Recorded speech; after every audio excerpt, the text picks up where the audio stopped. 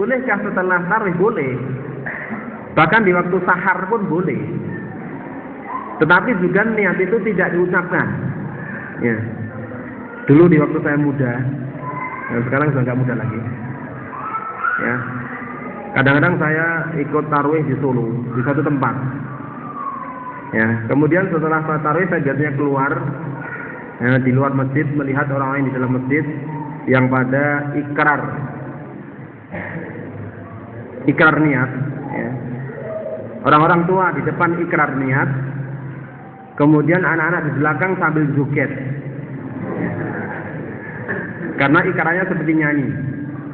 Ya, saya di luar cuma senyum-senyum saja. Itu di sebagian tempat begitu.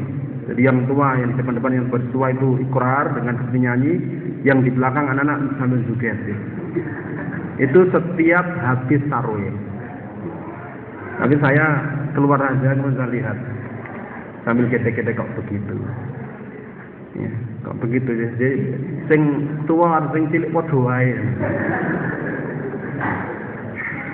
Ya.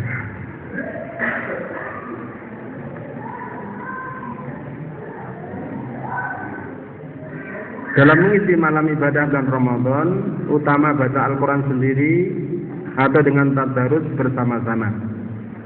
Kedua-duanya memiliki keutamaan tersendiri ya. Nabi SAW saja disimak oleh malaikat Jibril alaihissalam. Begitulah bagi orang yang sudah bisa membaca dengan bagus, tidak mengapa sendirian, sehingga lebih cepat dia. Tetapi bagi orang-orang yang merasa belum bagus, lebih baik disimakkan ke orang lain, itu kesempatan untuk memperbaiki bacaan. Ya, semuanya memiliki keistimewaan sendiri-sendiri.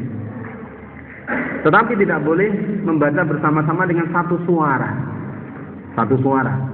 Ya, kecuali dalam rangka belajar yang ada guru yang menuntun, ini boleh. Apakah sholat tarawih termasuk sholat lain, sholat tahajud? Perlu diketahui ya, sholat lain itu artinya sholat malam. Jadi maksudkan sholat malam, sholat lain, yaitu sholat sunnah yang waktunya adalah setelah isya sampai terbit fajar shadiq, disebut sholat lain.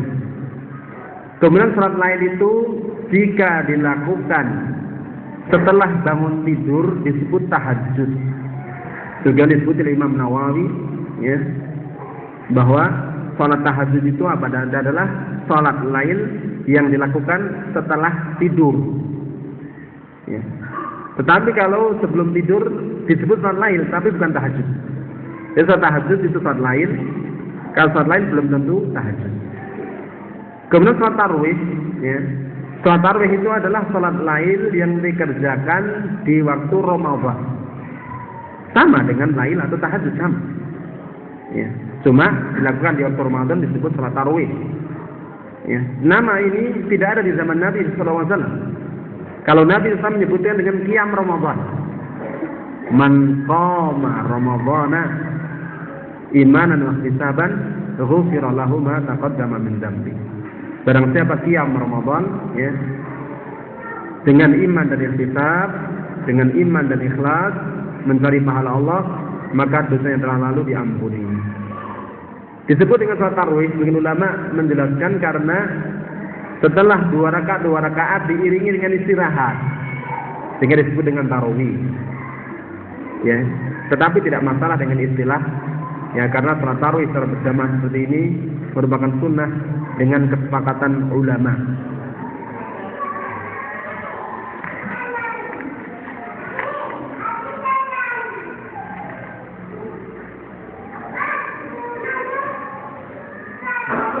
Bagaimana cara memberikan tausiah tentang puasa terhadap anak-anak? Biasanya anak-anak itu suka meniru-niru, ya. Kalau orang tuanya puasa, kawan-kawannya puasa, itu biasanya ikut puasa. Ya. Nah, kalau kita punya anak, ya, anak itu sudah mumayyiz, umur 7 tahun ke atas, walaupun si anak belum wajib puasa, tetapi orang tua berkewajiban mendidik, ya, mentarbiyah, melatih, sehingga orang tua yang melakukan dapat pahala, si anak juga dapat pahala. Ya, enaknya jadi anak kecil itu sebelum balik, kalau berbuat kebaikan sudah dapat pahala, berbuat keburukan belum dapat dosa. Wah, jadi wong cilik ae, nggih, mboten saged, Mas. Nggih. Mungkret nggih pripun carane. Itu. Nah, kalau orang tua itu mendidik kebaikan, ya, si anak dapat pahala, orang tua dapat pahala. Bagaimana cara kita menasihati anak? Ya, kita sebutkan keutamaannya. Kita sebutkan ini kancamu udah poso atau ora poso. Nah, kita sebutkan kawan-kawannya di sampingnya, kita sebutkan pahalanya. Ya. Anak-anak biasanya melihat kawan-kawannya. Bagaimana hukum orang yang tidak sholat tapi puasa? Apakah puasanya sah? Perlu diketahui, ya, sebelum hal ini dijawab, ini tentang hukum meninggalkan sholat, ya, tentang hukum meninggalkan sholat. Hukum meninggalkan sholat bagi orang Islam, orang yang sudah mengikrarkan syahadatain, ya, ada dua. Pertama, ada dua macam. Pertama, orang itu meninggalkan sholat, ya, dengan mengingkari kewajiban sholat. Maka ini sepakat ulama menyatakan kekafirannya, ya, karena mengingkari kewajiban sholat. Bahkan walaupun menjalankan sholat, tetapi mengingkari kewajibannya, ya tetap kafir di akhir. Nah, apa ada orang yang sholat kok mengingkari kewajibannya? Orang munafik, munafik. Ini sepakat ulama, nggak ada perbedaan pendapat. Barang siapa mengingkari kewajiban sholat 5 kali semalam, maka dia kafir. Yang kedua adalah meninggalkan sholat dengan masih meyakini kewajibannya. Di sini terdapat dua pendapat ulama. Sebagian mengatakan kafir, meninggalkan sholat kafir, walaupun meyakini kewajibannya. Karena sholat merupakan pembeda, pembatas antara orang Islam dan orang kafir. Yang lain mengatakan, ulama yang lain mengatakan, ya, belum kafir, tapi melakukan dosa yang sangat besar. Dosa yang sangat besar. Kemudian para ulama mengatakan bahwa orang yang tidak sholat sedangkan mengaku Islam wajib untuk dita'zir. Dita'zir artinya diberi hukuman. Yang hukuman itu ditetapkan pemerintah. Maksudnya tidak ditetapkan agama Islam, Alkitab dan Sunnah tidak, tapi ditetapkan penguasa. Yang mana mayoritas ulama mengatakan hukumnya hukum bunuh. Sedangkan yang lain mengatakan hukumnya itu penjara seumur hidup. Jadi kedua-duanya nggak ada yang baik. Ya. Kemudian kalau orang itu sampai memilih untuk dihukum daripada sholat, ya, saya yakin sholat itu wajib, tapi daripada sholat saya pilih mati. Ulama sepakat mati kafir kalau sampai dilakukan hak, ya, terhadap orang seperti ini. Tetapi ulama mengingatkan bahwa di zaman ini, ya, hukum-hukum masalah sholat, terutama tentang kewajiban sholat itu menjadikan kafir. Banyak orang yang belum paham. Dikira orang itu kalau sudah syahadat sudah Islam, KTP sudah Islam, sudah Islam. Jadi itulah kebodohan seperti ini, ya, bisa menjadi penghalang dikafirkan orang tersebut. Jadi itulah selayaknya bagi kita, ya, sebaiknya tidak menghukumi orang per orang, tapi kita mendakwahkan kebaikan. Kita mengajak kebaikan, kita memberitahu tentang hukum-hukum. Ini bahaya kalau nggak sholat. Ya, sholat memiliki banyak kebaikan-kebaikan, manfaat-manfaat. Ya, sholat merupakan ketundukan kepada Allah Taala. Sholat menghapus dosa. Ya, sholat merupakan cahaya. Ya, kita sebutkan kebaikannya, kita sebutkan keburukannya. Dan tidak perlu kita menghukumi orang per orang. Ya, kita menghukumi orang per orang. Tetapi, ya, secara kaidah, wallahu ta'ala alam, bahwa hukum yang rajih, orang yang tidak salat sama sekali, walaupun meyakini kewajibannya kafir. Ini pendapat rata-rata ulama Arab Saudi. Ya. Bahkan dinukilkan oleh para ulama bahwa tidak ada khilaf di kalangan para sahabat. Seperti dinukilkan oleh Imam Ibnu Hazm, oleh Imam Ibnu Qayyim dan yang lainnya. Tidak ada khilaf di kalangan para sahabat bahwa meninggalkan sholat sama sekali kafir. Tetapi secara praktek, ya, di zaman sekarang yang banyak kebodohan, ya, maka tidak perlu kita menghukumi orang per orang seperti ini. Lebih baik kita berdakwah, mengajak ke kebaikan. Adapun tentang diri mereka terserah Allah Subhanahu wa taala. Ya. Itu yang lebih selamat.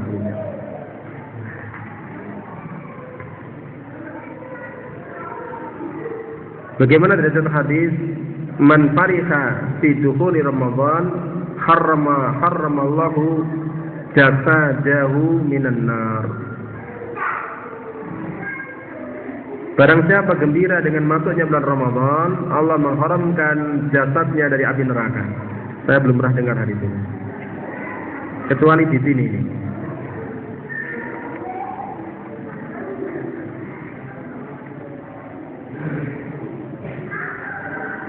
Jika kita sebagai pemasok bahan baku untuk restoran, lalu bulan Ramadan restoran tetap buka di siang hari, bagaimana hukum tersebut? Ya.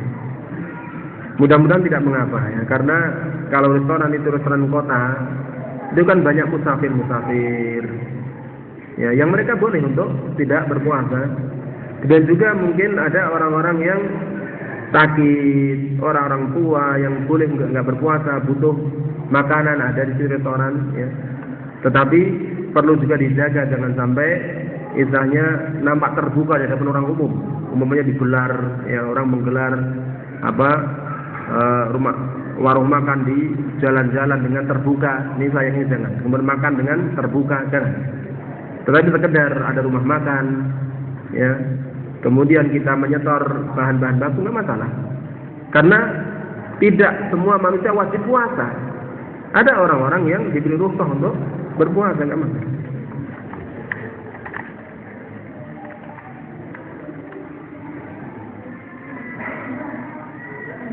Seorang perempuan nifas,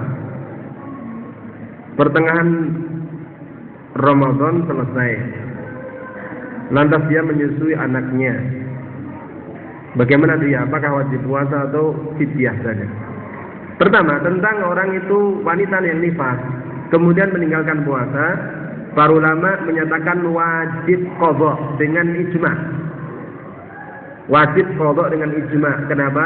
Karena nifas dihukumi sama dengan haid dengan ijma' ulama. Jelas ya? Jadi ada wanita, ya, itu nifas, ya, kemudian tengah bulan Ramadan, setengah bulan berikutnya menyusui, ya. Maka setengah bulan yang awal ini wajib qadha dengan ijma'. Kenapa? Karena nifas itu dihukumi sama dengan haid dengan ijma' ulama. Kemudian separuh yang kedua dia menyusui. Ini ulama khilaf, berbeda pendapat.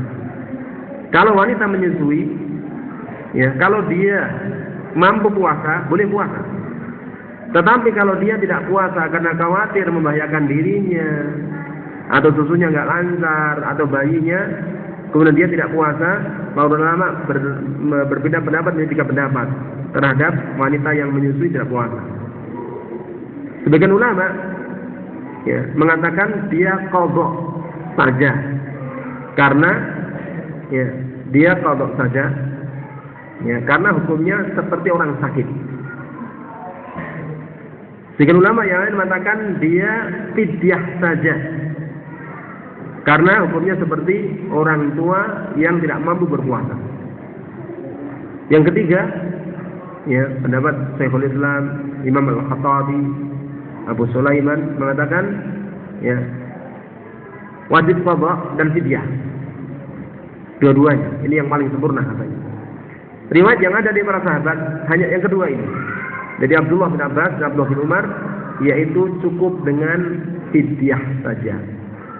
Ini insya Allah yang rajih, karena itu yang ada dari riwayat sahabat.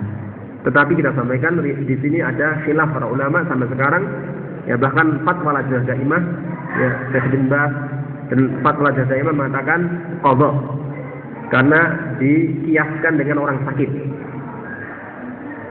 Ya, tetapi yang ada riwayat dari sahabat Abdullah bin Abbas dan Abdullah bin Umar adalah dengan fidyah saja. Dan itu yang rajih insyaallah, karena semasa masih ada pendapat sahabat, itu yang kita pegang. selama tidak ada yang menyelisih. Walaupun ulama sekarang sudah pendapat, kalau sahabat tidak ada pendapat, kita pegang pendapat sahabat. Itu yang lebih selamat karena ya mengikuti pendapat sahabat. Ya, ini ya tentang wanita yang nifas dan menyusui tadi. Bagaimana hukumnya sholat malam setelah mengikuti sholat tarawih dan sudah witir? Ini ulama beda pendapat. Ya, sebagian ulama mengatakan ya kalau sudah sholat tarawih 11 rakaat sudah cukup. Ini pendapat Al-Imam Ibnu Huzaimah, Al-Imam Al-Albani, dan ulama yang lain. Dan yang lain mengatakan boleh ditambah. Ya, kalau memang dia menghendaki boleh ditambah karena salat malam atau tarawih tidak ada batasnya. Ini pendapat sebagian ulama. Ya. Ini pendapat sebagian ulama, ya. Kalau saya sendiri wallahu a'lam lebih condong pada pendapat Al-Imam Al-Albani, Al-Imam Ibnu Huzaimah, ya, karena Nabi SAW tidak pernah salat lebih dari 11 rakaat atau 13 rakaat, ya, tambah 2 rakaat yang ringan di waktu malam hari. Dan ulama sepakat bahwa petunjuk Nabi petunjuk yang paling baik. Ya, cuma ulama beda pendapat yaitu tentang ya karena Nabi dahulu itu kan sholatnya 11 tapi panjang. Kalau sekarang ya umat Islam itu ya ketika 11 itu pendek sekali, maka ada yang ulama berpendapat ya itu kalau yang 11 itu panjang. Kalau pendek jadi tambah 21, 23 atau 41. Dekatullah banyak ulama membolehkan lebih dari itu. Ya, ini khilaf juga di kalangan para ulama. Ya, dalam masalah khilaf itu tidak boleh saling mengingkari, tidak boleh saling membenci, ya, tidak boleh saling menghajar, tetapi boleh saling membahas dalil-dalilnya dengan kecintaan di antara kaum muslimin. Ya, itu.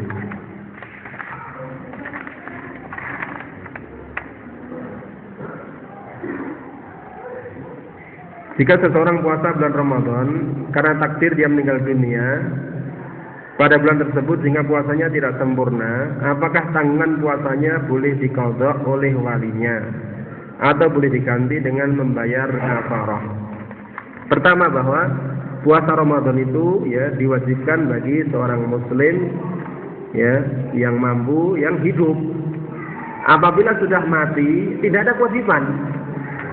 Jadi kalau sudah umpamanya dapat 10 hari bulan Ramadan meninggal dunia, kita tidak bisa mengatakan diutang 20. Lalu masih utang nih.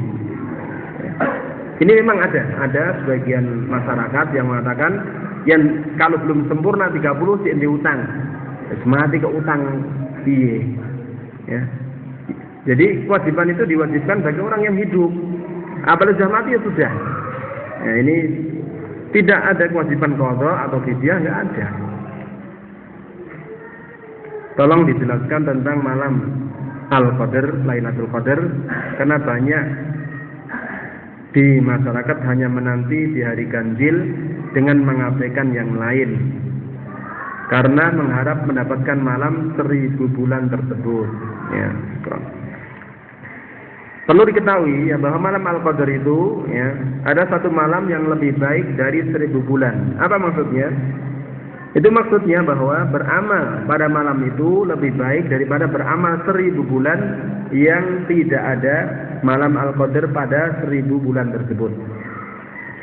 Kemudian bahwa malam Al-Qadar ini tidak ada yang tahu pas waktunya kecuali Allah Subhanahu wa ta'ala. Nabi Muhammad SAW itu pernah berniat memberitahukan kepada para sahabat tentang waktunya, ya. Beliau keluar kepada kaum muslimin untuk memberitahu tentang waktunya. Tetapi ternyata apa? Ternyata setelah ya beliau keluar untuk menemui sahabat, beliau bertemu dengan 2 sahabat yang saling bertengkar, sehingga ilmu kapan bulan Lailatul Qadar itu diangkat oleh Allah Subhanahu wa taala tidak ada yang tahu. Ya, kemudian Nabi SAW menjelaskan ya bahwa beliau datang itu sesungguhnya untuk memberitahukan malam Al-Qadar, tetapi karena kamu bertengkar maka ilmu itu diangkat, tetapi mudah-mudahan hal ini baik bagi kamu. Hal ini baik bagi kamu, dengan tidak mengetahui waktunya kapan itu baik bagi kamu. Sebab yang jelas malam Al-Qadar itu di bulan Ramadan. Ya. Karena kalau cuma disebutkan dalam 1 tahun itu ada malam Al-Qadar, kapan? Ya, mungkin nggak ada orang yang mau mencari. 1 tahun pokoknya ada 1 malam. Wah, kapan? Apakah setiap malam harus banyak beribadah terus? Ya. Itulah dengan hikmahnya Allah Subhanahu Wa Taala memberitahu bulan Ramadan, sehingga orang semangat bulan Ramadan. Kemudian di bulan Ramadan itu pun Nabi mengatakan cari pada 10 malam yang ganjil. Ya, dalam hadis Imam Muslim Nabi bersabda, iltamisuha fil asril awakhir. Carilah pada 10 malam yang akhir, yakni Lailatul Qadar. Fa idza dha'afa ahadukum aw ajaza, jika kalian lemah atau tidak mampu, fala yughlabanna 'ala sab'il bawaqi, maka janganlah kamu terkalahkan mencari malam Al-Qadar pada 7 hari yang terakhir. Intinya bahwa Nabi SAW menganjurkan untuk 10 malam yang akhir, terutama yang ganjil, untuk memperbanyak amalan. Dan waktu pastinya tidak ada yang tahu. Nabi mengatakan itu lebih baik bagi kamu. Karena kalau orang itu tahu, oh di malam Al-Qadar itu malam 27, terkepiye mung malam fitrah. Ya, nganti tarawih turu, diruangi turu. Ya, karena ada sebagian syekh itu mengatakan orang tarawih itu sujud sambil tidur. Ya. Karena dikira cuma itu saja malam Al-Qadar, sehingga semangatnya cuma malam itu. Malam yang lain sudah nggak digagas lagi. Ini tidak layak demikian. Maka ya bersemangat pada bulan Ramadan secara umum, atau secara khusus ditambah lagi malam 10 yang akhir, terutama pada malam-malam yang ganjil. Ya.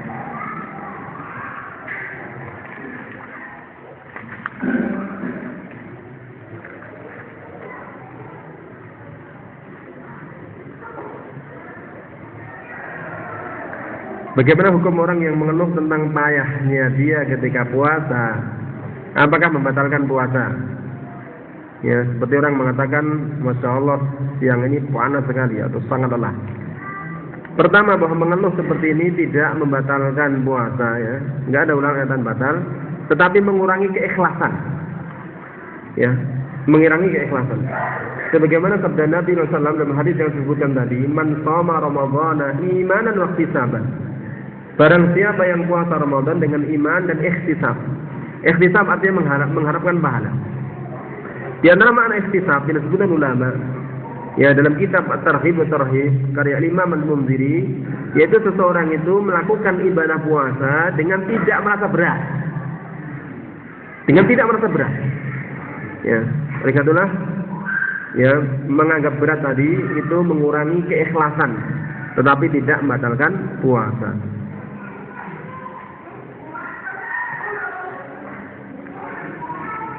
Bagaimana masalah bendera menjualnya dan memasangnya? Bendera di zaman Nabi ada, ya, namanya raya. Ya, ketika setiap perang di kalangan bangsa Arab, termasuk di zaman Nabi SAW, ya, itu setiap pemimpin pasukan bawa bendera. Jadi tentang masalah bendera ada di zaman Nabi SAW. Ya. Kemudian tentang bendera untuk lambang negara, ya, ada. Kata di Arab Saudi pun ada. Tapi ulama tidak mengingkari. Ya. Tentang memasang bendera, ya, ada dipasang, bahkan seperti di Jamiah Islam Madinah dipasang. Bendera dipasang, tapi nggak pernah ada upacara bendera, nggak pernah. Dipasang aja. Ya. Tanpa ada pengagungan, ya, tanpa ada pengkhususan, ya. Itu cuma ini menunjukkan negara Indonesia. Ya, gitu. Bagaimana menjualnya? Ya. Kalau ada bisa yang dijual yang lain lebih bagus.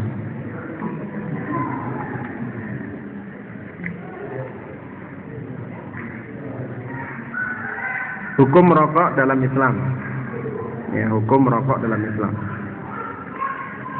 Merokok, ya, yang dalam bahasa Arab disebut dengan dukhan, ya, dukhan rokok atau tadkhil merokok, tidak ada dalam Alkitab atau Sunnah.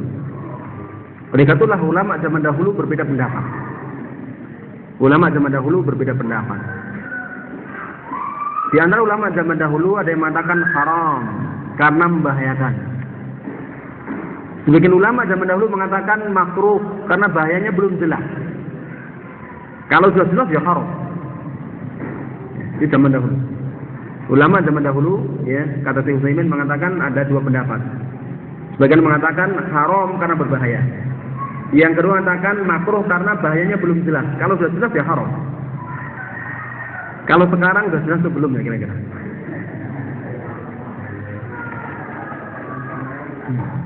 Sudah jelas atau belum?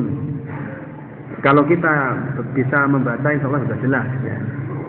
Karena yang membuat rokok pun kan sudah menjelaskan juga di dalam bungkus-bungkusnya dan di dalam iklan-iklannya.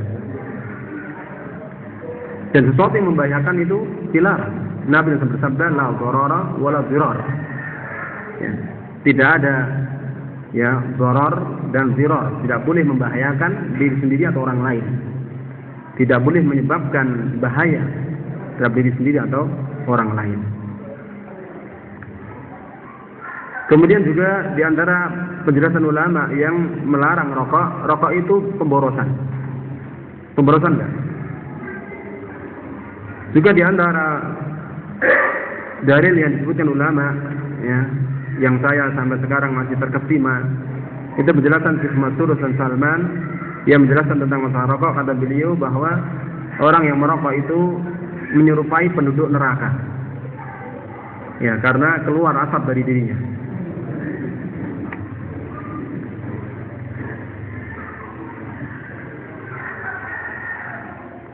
Intinya, ya, kalau kita ingin selamat ya lebih baik ditinggalkan. Kecuali kalau memang nggak bisa sama sekali. Saya kalau nggak merokok itu mati, ya udah. Itu keringanan saja, ya.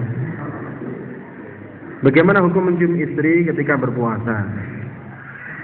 Ya, ini yang belum berkeluarga diam dulu, ya. Nabi SAW pernah didatangi seseorang, ya, yang sudah tua, Syekh. Ya Rasulullah, bolehkah saya mencium istri saya ketika puasa? Boleh. Kemudian datang seorang pemuda, ya Rasulullah, bolehkah saya mencium istri saya? Enggak boleh. Kemudian setelah pergi, sahabat berkata, ya Rasulullah, tadi boleh, enggak boleh. Rasulullah mengatakan tadi yang tua bisa menahan syahwatnya. Ini udah enggak bisa. Abdullah bin Abbas ditanya dengan masalah yang sama, jawabannya sama dengan Nabi SAW. Ditanya orang tua, boleh, kata Abdullah bin Abbas.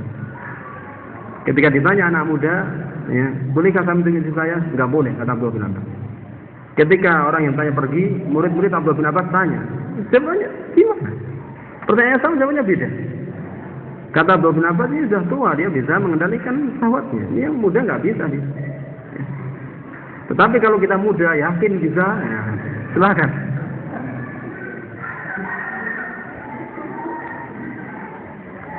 Menentukan saat berbuka, sedangkan kita di balik gunung. Di balik gunung. Pertama, ya, bahwa untuk berbuka itu kan tenggelamnya matahari di ufuk, bukan di balik gunung. Ya. Di ufuk, namanya ufuk itu perbatasan, ya, antara langit dengan bumi itu. Itulah ufuk. Ya, tenggelamnya di ufuk, bukan di balik gunung. Ya.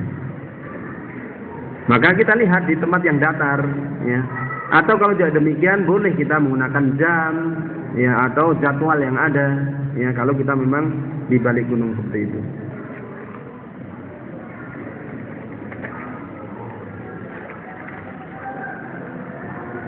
Malam Lailatul Qadar berapa kali turun? Sedangkan di riwayat lain berselisih waktu. Ya. Malam Al-Qadar namanya Lailatul Qadar.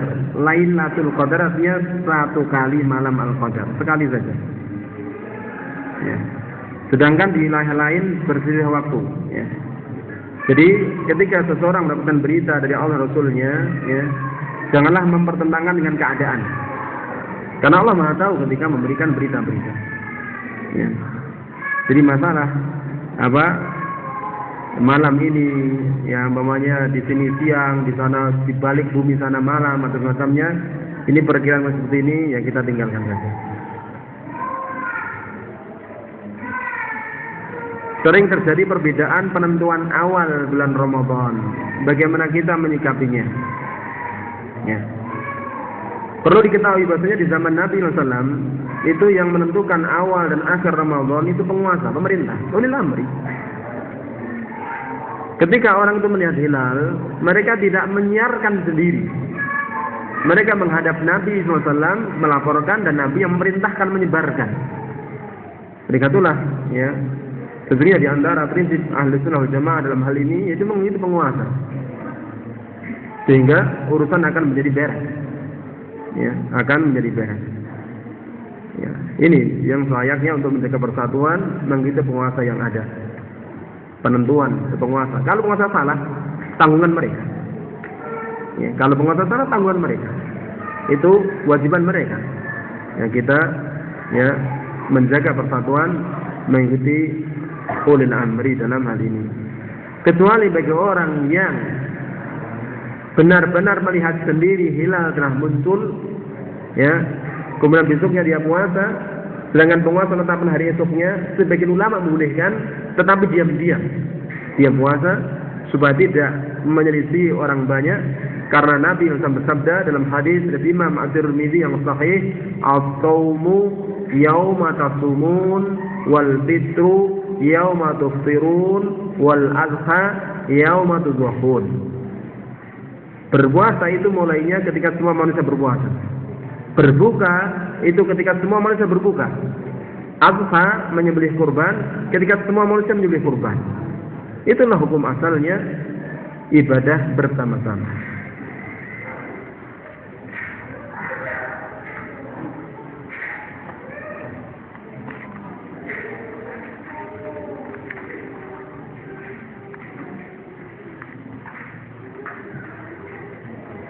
Hukum orang sakit yang harus minum obat. Apakah dalam puasa? Ya batal minum obat. Minum, maknanya makan minum. Ya. Kecuali dia nggak sengaja. Ya. Ini sengaja. Dan orang yang sakit kan dapat rukhsah untuk tidak berpuasa. Ya, rukhsah untuk tidak berpuasa. Bagaimanakah orang yang sedang haid di bulan Ramadan? Apakah mereka juga berhenti dari seluruh ibadah? Tidak dari seluruh ibadah. Berhenti dari sholat, berhenti dari puasa, boleh zikir, boleh baca Al-Quran, boleh apalagi yang termasuk ibadah, mencuci, boleh masak, ya, itu ibadah. Kalau diniatkan ikhlas ibadah. Boleh mengasuh anak-anak, boleh mengajar, ya, tidak berhenti dari seluruh ibadah. Ya. Bagaimana hukum orang yang menikah di bulan Ramadan? Ya boleh, ya. Tidak ada larangan. Ya. Siang hari pun boleh menikah, nggak masalah. Menikah nggak masalah. Apakah ada keutamaan bagi mereka sebagaimana dilipat gandakan pahala ibadah di bulan itu? Apakah ada sahabat yang menikah di bulan Ramadan? Ya, saya tidak tahu ini.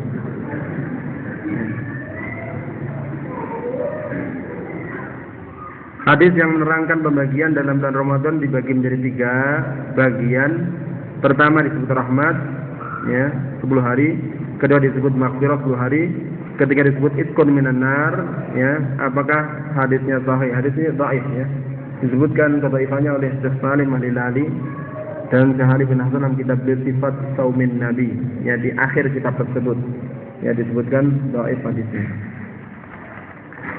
Tolong jelaskan secukupnya tentang i'tikaf. Ini pertanyaan terakhir mungkin, ya. Pertanyaan tentang i'tikaf, ya. Perlu diketahui ya bahasanya i'tikaf, ya, ini salah satu ibadah yang sangat, ya besar ya, yang sangat banyak faedahnya ya, bahwa di dalam iktikaf ini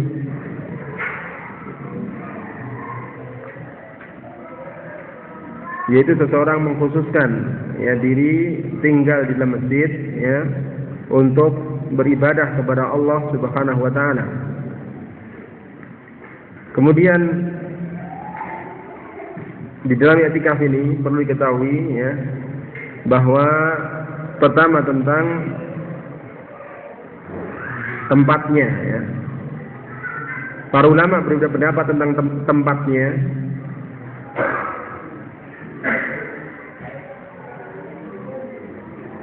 Sebagian ulama mengatakan tempatnya adalah di sembarang masjid. Ya. Yang lain mengatakan tempatnya adalah di masjid jami. Yang lain mengatakan tempatnya adalah khusus di masjid yang 3. Ya. Di masjid yang 3 dengan dalil sabda Nabi SAW ya, tentang i'tikaf ini. Beliau bersabda, la i'tikafa illa fil masajidis salatah. Tidak ada i'tikaf kecuali di masjid yang 3. Hadisnya sahih, disahihkan oleh Syekh Al-Albani dalam silsilah sahihah nomor 2786, juga disahihkan oleh Syekh Hasan Ali bin Hasan dalam kitab khusus beliau Al-Insaf fi Ahkamil I'tikaf, juga dihasankan oleh seorang ulama dari Yaman namanya Syekh Muhammad bin Abdul Wahhab Al-Busabi hafizahullah. Ya. Dari sini memang ada pendapat. Jadi tempatnya di mana? Ya. Sebagian mengatakan tempatnya di masjid dengan dalil firman Allah Taala, "Fala tubashiruhu wa la tubashiruhunna wa antum aqifuna bil masajid." Janganlah kamu sentuh istrimu sedangkan kamu i'tikaf di masjid-masjid. Di masjid-masjid. Dari sini sebagian ulama mengatakan Allah menyatakan di masjid, maka seluruh masjid bisa untuk i'tikaf. Ulama yang lain mengatakan dalil ini umum, dikhususkan sabda Nabi SAW, la i'tikafa illa fil masajidis salatah. Ya, ini diriwayatkan dari sahabat Hudzaifah bin Al-Yaman. Tidak ada i'tikaf kecuali di 3 masjid. Ya, ini mengkhususkan, mereka itulah yang khusus, ini yang dikedepankan. Ulama yang lain mengatakan ya bahwa makna la i'tikafa, tidak ada i'tikaf maksudnya tidak sempurna i'tikaf kecuali 3 masjid. Ulama yang melarang mengatakan tidak sempurna i'tikaf, ini termasuk ta'wil. Karena yang asal i'tikaf tidak ada i'tikaf. Ini tidak sah i'tikaf. Orang yang menta'wil harus bawa dalil. Enggak ada dalil pada hal ini. Ya, dikatalah wallahu ta'ala. Pertama hal ini termasuk masalah ijtihadiyah tentang tempatnya, perselisihan ya, khilaf, masuk ijtihadiyah, tidak boleh saling mengingkari ya, saling benci, saling hajar dalam masalah hal ini ya. Yang kedua yaitu boleh untuk saling bahas malah yang rajih dalam hal ini ya. Bagi kami saya pribadi ya, itu memilih pendapat Syekh Al-Albani yang mengikuti pendapat sahabat Hudzaifah bin Al-Yaman dan diikuti oleh seorang tabi'i Sa'id bin Musayyib. Ya, juga di antara ulama yang saya sebutkan tadi Syekh Muhammad bin Abdul Wahhab Al-Busabi hafizahullah. Adapun banyak ulama mengatakan juga boleh di sembarang masjid ya dengan alasan ayat tadi yang disebutkan, tetapi hadis ini mengkhususkan. Yang jelas ini terjadi khilaf ya dalam masalah ijtihad yang hendaklah saling memahami dalam hal ini. Ini tentang i'tikaf, mungkin yang terakhir yang saya sampaikan. Ya, kemudian tadi ada 2 pertanyaan ya untuk disiapkan 2 hadiahnya. Yang pertama, pertanyaan pertama yaitu ya tolong sebutkan 2 hadis ya yang di dalam 2 hadis tersebut Nabi SAW memberikan menyebutkan keutamaan satu amalan bahwa dosanya akan diampuni, ya cuma perbedaannya satu huruf saja di antara dua hadis tersebut. Ya, silahkan itu ya. Monggo. Nggih.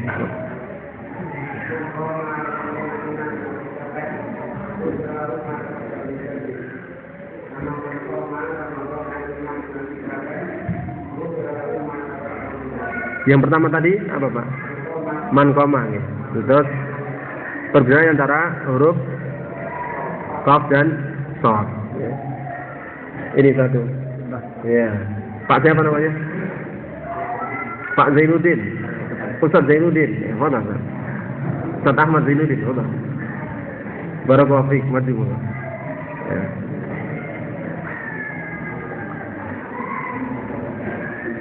Kemudian pertanyaan kedua, ya. Pertanyaan kedua, ya. Ya. Apa ini? Nyari-nyari dulu ini.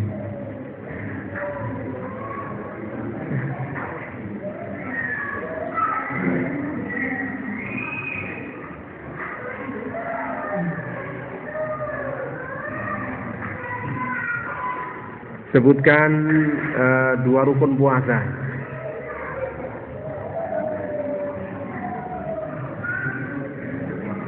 Yang mudah saja, nggak usah. Yang sepuh.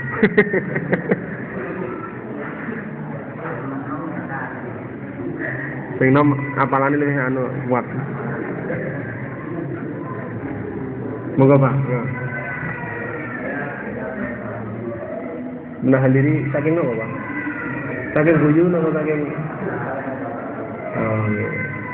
Jadi niat dan menahan diri dari hal-hal yang membatalkan puasa, ya. Bukan hanya menahan diri, ya.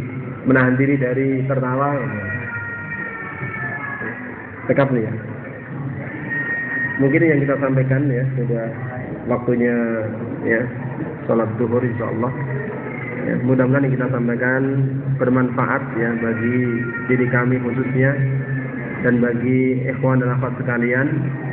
Yang mana yang kita sampaikan ini secara umum, ya, kita sudah mengetahui, akan tapi sekedar mengingatkan, mengulang kembali dari pengetahuan tentang puasa Ramadan, karena kita menghadapi menyongsong bulan yang agung ini.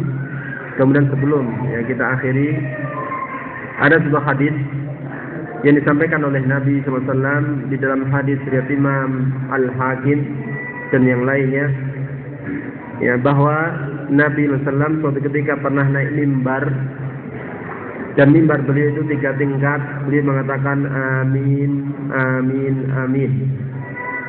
Amin artinya ya Allah kabulkanlah, ya Allah kabulkanlah, ya Allah kabulkanlah. Kemudian para sahabat bertanya, ya Rasulullah, ya, Anda tidak pernah mengatakan seperti ini sebelumnya, ada apa? Kemudian beliau mengatakan, atani Jibril alaihissalam. Malaikat Jibril alaihissalam datang kepadaku, faqala, kemudian dia mengatakan, raghima anfu rajul au ba'uda man adraka ramadhana thumma yansalihu falam yughfar lahu qul amin ya Muhammad. Faqultu amin. Malaikat Jibril datang kepadaku kemudian mengatakan, semoga hina seseorang yang mendapati bulan Ramadan, kemudian bulan Ramadan itu pergi, sedangkan dia tidak diampuni dosa-dosanya. Ya, semoga hina seseorang yang bertemu bulan Ramadan, kemudian bulan Ramadan itu pergi, sedangkan dosa-dosanya tidak diampuni. Padahal begitu mudah meraih ampunan Allah Ta'ala. Katakanlah amin wahai Muhammad. Aku mengatakan amin. Malaikat Jibril berdoa, Nabi mengaminkan. Kira-kira diterima enggak doa? Yang berdoa malaikat yang paling mulia, yang mengaminkan manusia paling mulia. Sumaqala Jibril. Kemudian malaikat Jibril berkata lagi, raghima anfu rajul ba'uda. Semoga hina seseorang atau jauh dari rahmat Allah. Man adraka walidayhi ikhdahuma aw kilahuma falam yudkhilahul jannah. Semoga hina seseorang atau jauh dari rahmat Allah Ta'ala orang yang bertemu kedua orang tuanya atau salah satunya. Dan dari yang lain ada tambahan yang sudah tua kemudian tidak bisa masuk surga. Apa maknanya? Berbakti orang tua, mengurus orang tua, jalan ke surga. Ya. Tetapi ada orang yang tidak gagas hal ini. Didoakan maka Jibril supaya jadi orang yang hina. Qul amin ya Muhammad. Aku mengatakan amin. Kemudian malaikat Jibril mengatakan, rahiman rajul au bauda. Semoga hina seseorang atau jauh di rahmat Allah Ta'ala man zukirta indahu falam yusalli alaih faqul amin ya Muhammad. Semoga hina seseorang atau jauh rahmat Allah Ta'ala orang yang namamu disebut di dekatnya kemudian dia tidak mengucapkan salawat. Katakan amin ya Muhammad. Aku mengatakan amin. Semoga kita tidak menjadi orang yang hina. Sebagaimana doa malaikat Jibril yang diaminkan Nabi Muhammad SAW. Semoga kita bertemu dengan bulan Ramadan, kemudian dosa-dosa kita diampuni oleh Allah Subhanahu wa Ta'ala. Kita yang masih bertemu dengan orang tua kita, dua atau satu, adalah kita gunakan kesempatan sebaik-baiknya berbakti, memelihara, berbuat baik kepada orang tua sehingga memasukkan kita ke dalam surga. Dan setiap kali kita mendengar nama beliau, setiap kali kita menyebut nama beliau, hendaklah kita iringi dengan doa sallallahu alaihi wasallam. Inilah yang kita sampaikan, mudah-mudahan bermanfaat bagi kita semua. Subhanakallahumma bihamdika asyhadu an la ilaha illa anta astaghfiruka wa atubu ilaik. Assalamualaikum warahmatullahi wabarakatuh.